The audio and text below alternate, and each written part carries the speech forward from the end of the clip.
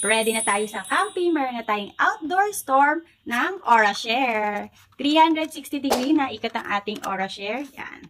Ikot natin. Yan.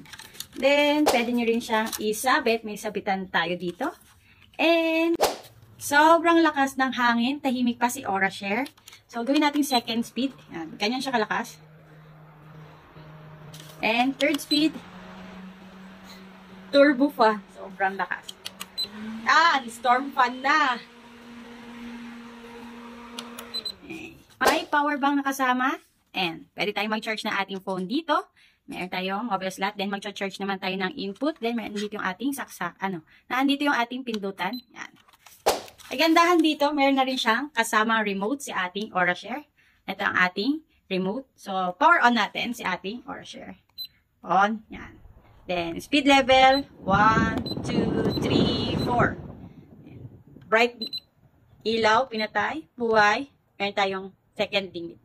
Then, yung ating timer.